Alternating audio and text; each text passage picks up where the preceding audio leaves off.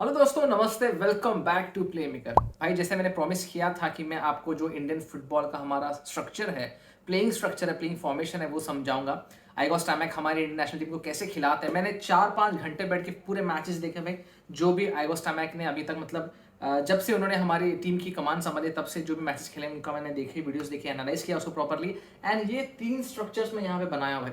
मैं ये digital board पे भी बना सकता था, but I like the OG way जो हम लोग सिखाते हैं अपने बच्चों को, वो मुझे बहुत पसंद आता है। तो I would love to teach you on the board कि भाई ये कैसा होता है, क्या फॉर्मेशन प्रॉपर्ली यूज करते हैं, कैसे हम लोग ट्रांजिशन में खेलते हैं, ये सब मैं आज दिखाऊंगा। तो वीडियो को अंत तक देखना भाई। अगर ये वीडियो बहुत अच्छी लगी आपको तो जरूर सब्सक्राइब करना मत भूलना। तो लेट्स गेट स्टार्टेड। पहले मैं बताऊं आपको, हमारी इंडियन नेशनल टीम जो है पहले से खेलती आई भाई 4-4-2। थोड़ी सी यहाँ पे आपको रोशनी नजर आ रही होंगी, वो विंडो से आ रही, सॉरी फॉर दैट। बट यहाँ पे मैंने 4-4-2 लिखा भाई। ये 4-4-2 का स्ट्रक्चर है जो इंडिया पहले से खेलती आ रही, ठीक है। तो मैं यहाँ पे समझा दूं ये 4 क्या होता है। पीछे जो डिफेंडर्स होते हैं, ये डिफेंडिंग जो लाइन होती है 4 की होती है। एंड यहाँ पे भाई 4 की मिडफील्ड होती है, इसमें थोड़ी सी कॉम्पैक्ट मिडफील्ड होती है।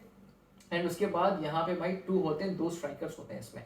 तो ये थोड़ी सी प्रैग्मेटिक अप्रोच लेते हैं। आपने देखा होगा बहुत बड़े बड़े दिग्गज कोच ये अप्लाई कर देते हैं। Moreno was a master of this 4-4-2। And ये मतलब बहुत ही अच्छी प्रैग्मेटिक आपको यहाँ पे फॉर्मेशन मिल जाती है। आपने आईएसएल में थोड़ा सा नजर डाला होगा, वहां पे साइमन ग्रेसन 5-3-2 से शिफ्ट होते थे भाई 4-4-2 में, जब उन्होंने अटैक में जाते थे, जब वो ट्रांजिशन करवाते थे। तो भाई ये 5-3-2 तो चलो इंडिया नहीं खेलती भाई, बट हाँ इससे ट्रांजिशन लेना बहुत आसान होता है फॉर दैट 4-4-2 वाला सीन। तो यहाँ पे इंडिया पहले से भाई पहले से 4-4-2 खेलती आई है। एंड आगे भी बहुत सारे मैचेस में आपको ये दिख जाएगा। बट इन ट्रांजिशन मेरे हिसाब से 4-4-2 आप अगर आप बात करें इंटरकॉन्टिनेंटल कप के, तो हम खेल सकते हैं भाई ये वाला लेबनान के आगे जरूर खेल सकते हैं। अगर इनिशियल स्टेजेस में हमको मतलब ज्यादा हमारे ऊपर प्रेशर आ रहा है तो हम लोग स्विच बैक कर सकते हैं 4-4-2 प्रैग्मेटिक फॉर्मेशन के लिए।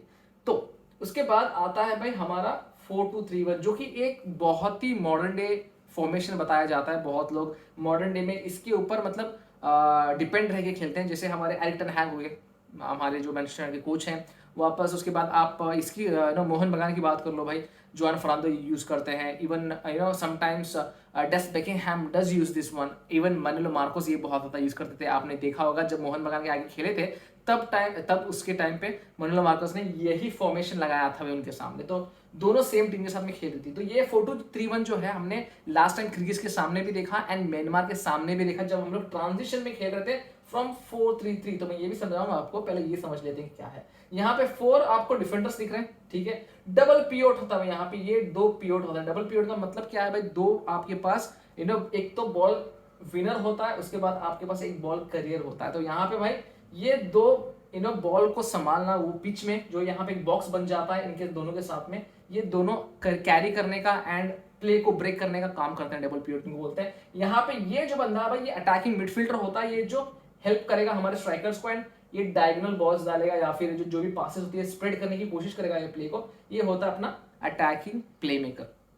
तो भाई यहाँ पे देखो 4 डिफेंडर्स हो गए, 2 डबल पिवोट हो गए, 3 आपके मिडफील्डर्स, मतलब ये थोड़े से वाइड होते हैं भाई। आपके विंगर जो है वो थोड़े से वाइड होते हैं, ठीक है। तो यहाँ पे 3 की मिडफील्ड होगी और एक आउट एंड आउट स्ट्राइकर होता है आपका, जो कि सामने खेलता है भाई। ये हमारी इंडियन टीम में हमने लास्ट टाइम में देखा भाई, यहाँ पे आकाश खेल रहे थे, अनवर खेल रहे थे, झिंगन, एंड यहाँ पे भाई रोशन एंड समटाइम्स यहाँ पे हमको कोटल दिखते हैं। उसके बाद यहाँ पे वांगजम खेल रहे थे, यहाँ पे जिक्सन खेल रहे थे, या फिर अपुया को यहाँ पे खिला सकते हो। यहाँ पे सहल खेल रहे थे भाई, सहल खेल रहे थे and sometimes Sahal was switching back. यहाँ पे क्यों? क्योंकि डीप लाइन प्ले मेकर का रोल कभी कभार सहल खेल रहे थे भाई। तो यहाँ पे सहल शिफ्ट होते रहते हैं, इंटरशिफ्ट होते रहते हैं। यहाँ पे भाई मेरे हिसाब से महेश खेलना चाहिए, जो महेश खेल रहे थे लास्ट मैच में। एंड यहाँ पे भाई चांगते, ऑफ कोर्स चांगते की प्लेस यहाँ पे कोई नहीं ले सकता। यहाँ पे सुनील सर, ईशान पंडिता और रहीम अली, मतलब ये 3 प्लेयर कोई इसमें से एक खेल सकता है। मेरे हिसाब से यहाँ पे ईशान पंडिता ये रोल में बहुत ज्यादा सक्सेसफुल रहेगा। तो भाई ये एक 4-2-3-1 का मॉडर्न डे जो मेरे पास स्ट्रक्चर है, ये बहुत ज्यादा यूज करेंगे मेरे हिसाब से हमारे जो आइगो स्टैमैक है इन कमिंग डेज। फिर शिफ्ट होते हैं भाई हम लोग अभी 4-3-3, जो कि हम लोग ये मतलब ज्यादा यही यूज करते आ रहे थे। इससे ट्रांजिशन लेना यही हम लोग यूज करते हैं भाई।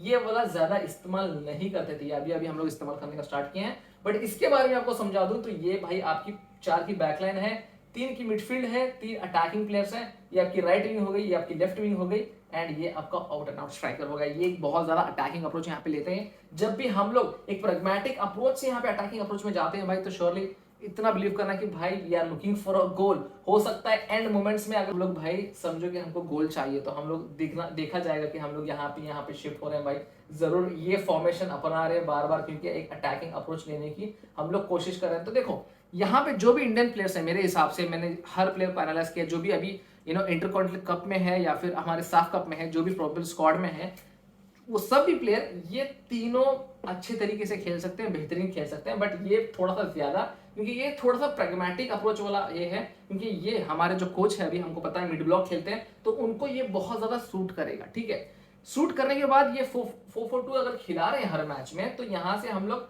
जरूर अटैक करते वक्त यहाँ पे शिफ्ट हो रहे हैं। ठीक है, 4-3-3 में यहाँ पे शिफ्ट होना बहुत ही कम दिखेगा। ये हम लोग कब यूज करेंगे पता है, ये हम लोग मेरे हिसाब से अगर हम लोग नेपाल के साथ में खेल रहे हैं, हम लोग पाकिस्तान के साथ में खेल रहे हैं, तो आपको दिखेगा हम लोग 4-2-3-1 इस्तेमाल कर रहे हैं। मतलब जितना मैंने एनालाइज किया उसके बारे में बता रहा हूँ, बट आगे की क्या है प्रोसीजर मुझे नहीं पता, या फिर आगे क्या वो करेंगे, किस फॉर्मेशन में खेलेंगे वो मुझे नहीं पता। बट हाँ, अंदाजे से जितने भी हम लोग मैचेस देखे हो, ये 3 फॉर्मेशन खिलाए हैं। बट हाँ, नेपाल एंड पाकिस्तान के सामने एक ये वाली अप्रोच रख सकते हैं इन माय ओपिनियन। और अगर कुवैत की बात हो रही है तो कुवैत के सामने ये वाली अप्रोच रख सकते हैं, लेबनान के सामने भी ये वाली अप्रोच रख सकते हैं, एंड उससे हम लोग अटैक में ये वाला ट्रांजिशन खेल सकते हैं। ये तो भाई हर टीम के आगे खेल सकते हैं, डिपेंड्स कि हमको गोल चाहिए या नहीं चाहिए। अगर गोल नहीं चाहिए ये वाली अप्रोच अपनाओ, अगर गोल चाहिए ये वाली अप्रोच अपनाओ, अगर आपको गेम को कंट्रोल करना है तो ये वाली अप्रोच अपनाओ। तो भाई यहाँ पे ये 3 स्ट्रक्चर के बारे में आपको क्या मतलब क्या लगा, ये 3 स्ट्रक्चर क्या वायबल ऑप्शंस हैं इंडिया को इन फ्यूचर, क्या इसमें और हमको ऐड करना चाहिए? जैसे एक साइमन ग्रेसन का 5-3-2 का ऑप्शन है, क्या हम लोग ये ऐड कर पाएंगे? तो भाई आगे की वीडियोस में इसके बारे में भी बात करेंगे। आपको ये वीडियो कैसा लगा जरूर कमेंट सेक्शन में डाल देना भाई, आपके सजेशंस भी डाल देना। आप क्या सोचते हो भाई, कौन से प्लेयर्स ये फॉर्मेशन में अच्छा करेंगे, उसके बारे में भी आप मुझे सजेस्ट कर सकते हो। तो थैंक यू फॉर वॉचिंग। ऐसे और वीडियोस के लिए, ऐसे और टेक्निकल एनालिसिस के आप प्ले मेकर को देखते रहना। टिल नेक्स्ट टाइम, जय हिंद और जय भारत।